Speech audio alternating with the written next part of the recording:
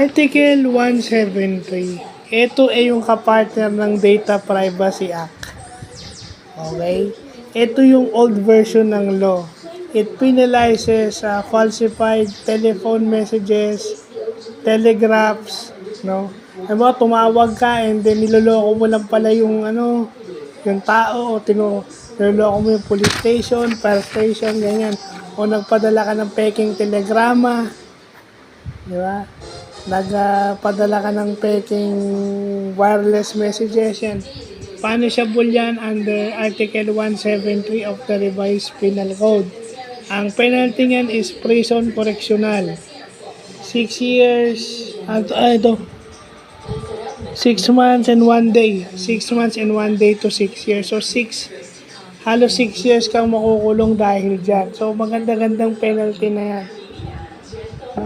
Falsified telephone messages and telegraph messages. So, again, ito, kung kanina business, ito purely technology, no?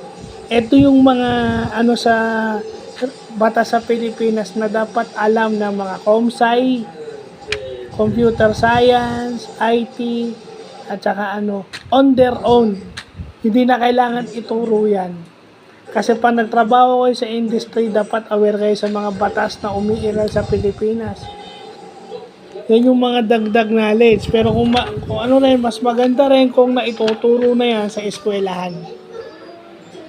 So thankful ako na may mga teachers ako na may mga tao kong kilala na may mga kaibigan ako nag-inspire sa akin magbasa nitong revise. Itutuloy ko to. So lalo na't meron pa palang sa Revised Penal Code. No. So yung mga kilala nating ECE, COE, IT, tsaka ComSci, ito yon. Field natin yan.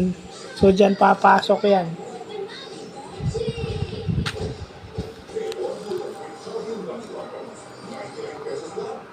Pati yung wireless messages, no? Pati yung wireless messages, pati yung Morse code. Pag mali yung inilagay mo sa Morse code, isama na rin natin ang Morse code dito. Pwede ka ring makulong ng 6 months to 6 years. So ito, 1930s pa lang may mga batas na.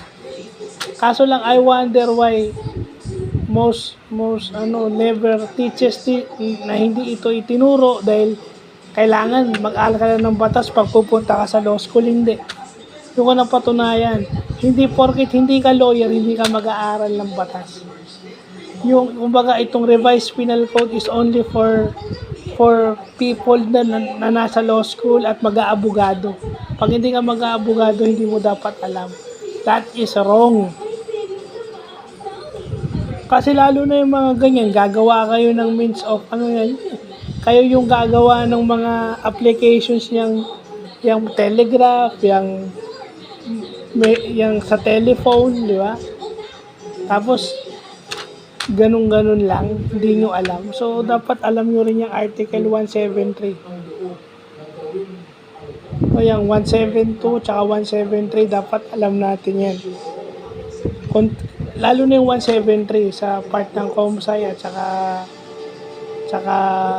yung mga related IT courses.